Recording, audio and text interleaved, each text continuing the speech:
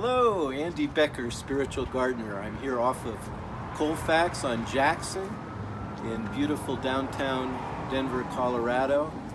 We're doing a redo of Matt's beautiful Denver garden beds. Matt, we're here on a beautiful August day, downtown Denver. What is this veritable jungle that we're looking at behind us? Okay, so we got some corn on the back there, and then we have some arugula that's flowered actually. There's an arugula flower. We have some carrots, beets. This is kale, and then we have green beans also. And on the back we have shishito peppers and tomatoes. And then around the other side of the house we have some more stuff. Remembering right, this is the third harvest from this particular garden. In terms of the year, yeah, this is the third year that we're doing this. Yeah. And look how successful it is. Just immediately in 3 years, you've got this to come home to every day, Yeah. all summer long. Yeah, it's true. Yeah, it's easier than you think. You just water it, make sure it has some good soil, and you have some plants growing. Now, I can't grow corn where I live because my corn will always be inundated by crows. Are there no crows in Denver? There are crows. I guess in the city maybe there's sort of more natural protection. The birds don't want to come down and get exposed, but we do have some smaller birds, and actually the bigger concern in the city would be squirrels. So the squirrels, they typically just like trash actually, but they've been known to eat our strawberries and also dig up newly planted plants and like, eat the roots and stuff. So those are the biggest pests that we have to deal with.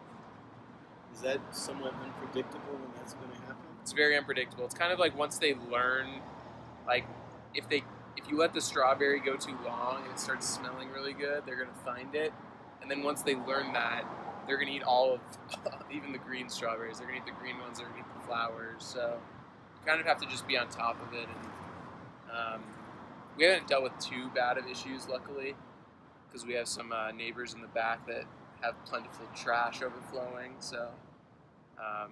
They're more attracted to that. I see them more often eating pizza than strawberries.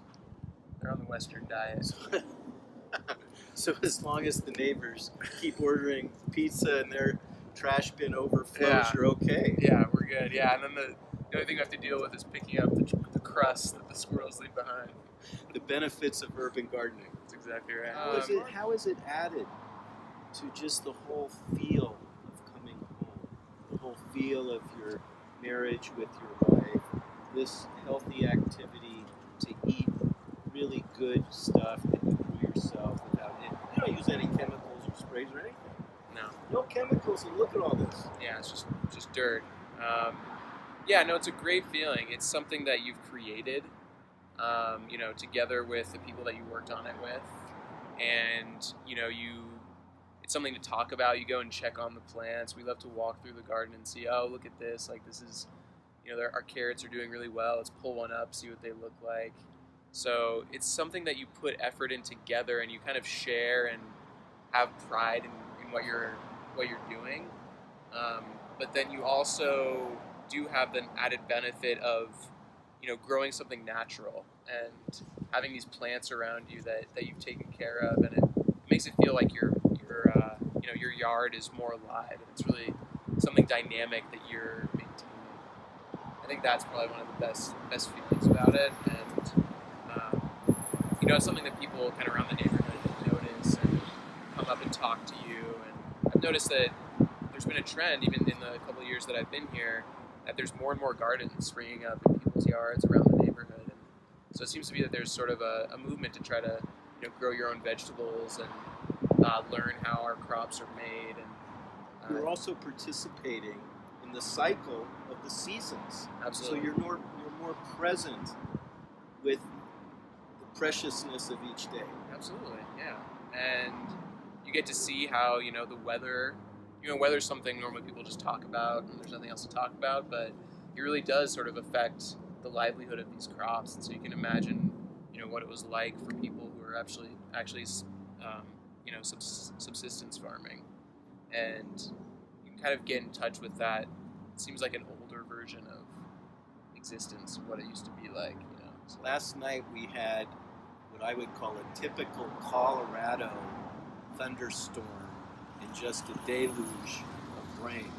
This stuff doesn't look worse for wear from all that water. In fact, it almost looks like it really enjoyed that pouring of rain that happened last night. Yeah, definitely. I think the weather here is really actually good for growing because you have the hot heat. So if you can keep it water during those times, the thunderstorms then actually just give an added benefit. And all the plants around here, everyone's happy when it rains here because it means everything else is going to be a lot happier done by then. But we still ended up getting some really beautiful, maybe around 100 really beautiful cherry tomatoes and these plants that are practically dead. And how do those cherry tomatoes compare to that organic grocery store just 4 blocks away on Colfax? It really doesn't compare. I mean, when you grow vegetables and fruits in your garden and then you get to let them ripen on the vine and eat them, it really is just a different flavor. It's just more variable flavor, much stronger flavors. They haven't had to be refrigerated. They've never been refrigerated. They've never been shipped anywhere. There's an intensity. Yeah. There's a sweetness. It's incredible. There's a full body. Yeah. And it's what people, I'm sure you've heard, someone say to you before, like, they don't make tomatoes like they used to. I think it's just because, now they're optimized for shipping. And, so if you grow them yourself, you get to experience kind of that true flavor. So I think it's true with a lot of the vegetables, but especially the ones that really need to ripen on the plant. Those just taste different. They taste better. Let's take a look at the cucumbers, the zucchini, the flowers, the tomato, and let's give all credit to Carly when we look at the flowers. Absolutely, let's do it.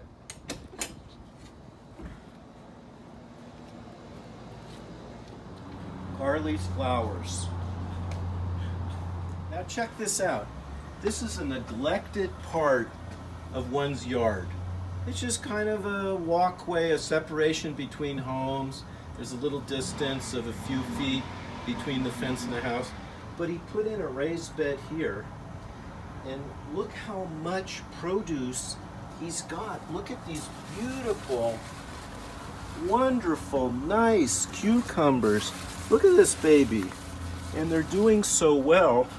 Here's another one hiding in here. 2! Gorgeous. Then you come back a little farther. You've got enormous zucchinis. Awesome. Really good.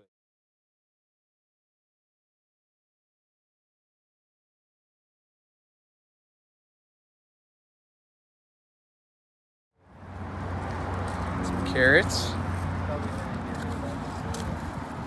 Beet.